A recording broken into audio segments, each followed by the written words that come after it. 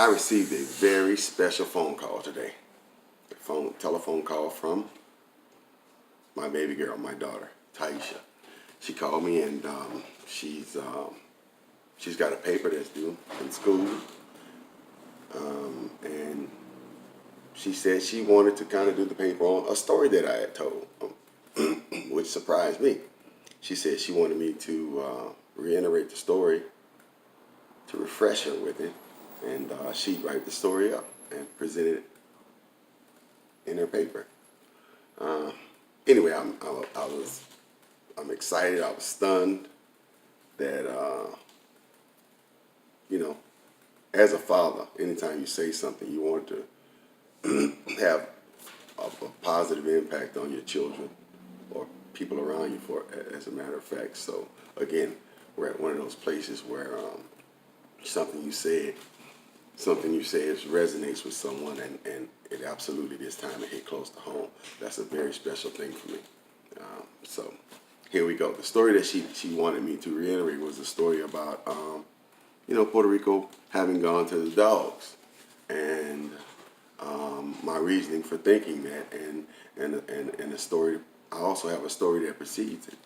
So the way the story goes is when I first moved here to Puerto Rico, I'd get up every morning and in an effort to get in shape and get in shape, and in addition to wanting to just kind of get out and see things and put my feet down into the sand and see what's going on here and socialize. So I'd get up in the morning, and on this one occasion, I'm up in the morning and I'm running along the side of Highway 107, which is a fairly busy road early in the morning, because I'm generally up at this time I'm moving at about 7:30, which is pretty peak traffic hours.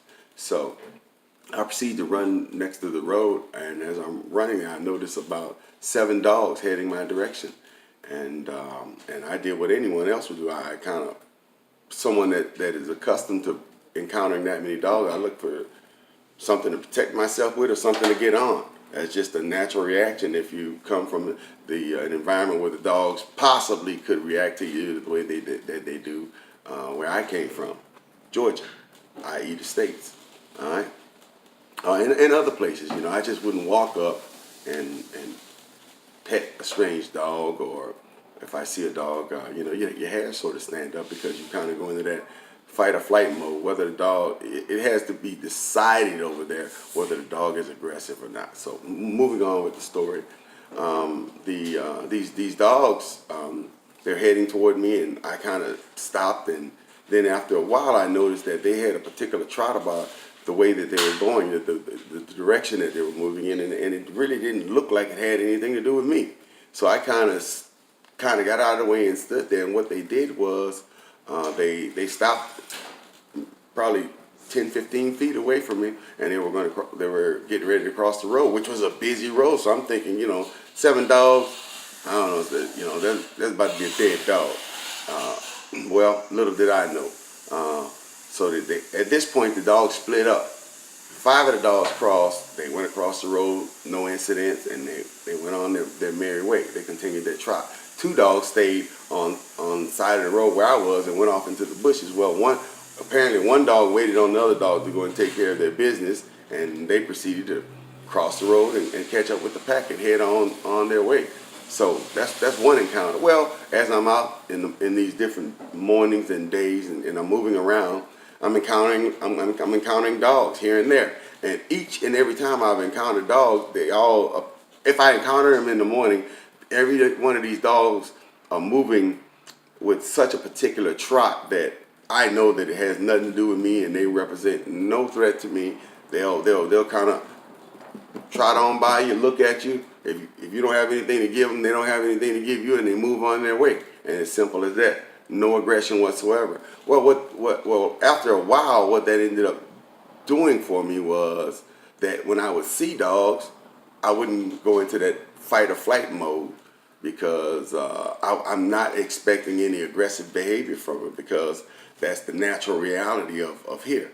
And well, for me, living here, that just lent to me the I just was curious as to, why those dogs are like that. Why are the dogs? Because the things that I can do or would do with a dog here, I wouldn't do with the dogs in the state. I'm always braced up, sort of, not to say all dogs are like that, because I know that, but a stray dog, I wouldn't walk up to a stray dog in the States. Over here, it's not a problem. Stray dog will walk up to you, like I said, and he offers. I haven't seen any dog that offers any aggression to anyone.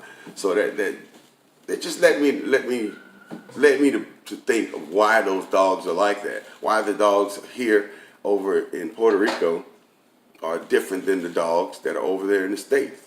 Okay, and I think this is the reason. I think that over here I don't see any dog catchers.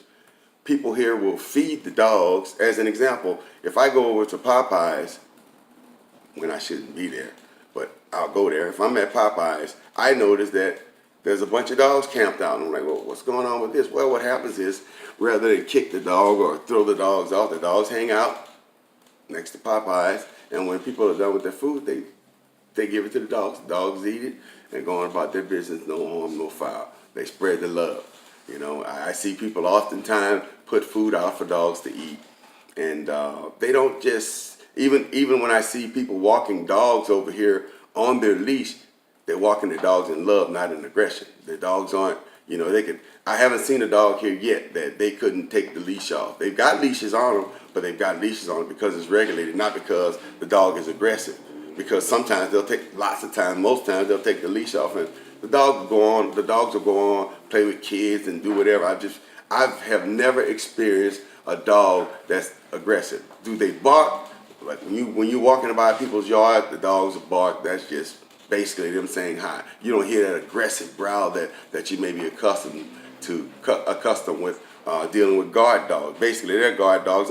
First of all, none of their guard dogs are all their guard dogs are Chihuahuas. They're like 2 inches high. They're just noise box. So that's what they do. They make noise. There is no aggression about that. So, and after encountering dogs, so what ends up happening in the big picture is that once I encounter a dog, that thing is gone. It's no longer with me. That thing that when I see this dog, I go into alert status, as we all do. Because why is it there? Because it's no longer necessary. We've been conditioned to react to things that you really don't have to react to. Another example of something. Cops here aren't pulling you over for every little thing and bothering you about this or that, or the cops aren't shooting and killing a bunch of people over here. So, and after dealing in the environment in a certain amount of time, you realize what it does is that fight or flight mode kind of relaxes you.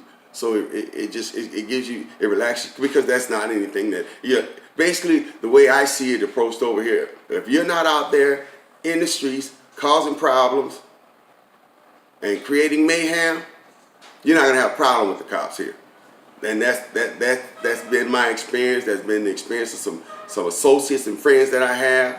If you come in here and you just mind your manners and handle the rules and get from point A to point B and not cause people problems, you're not going to have issues.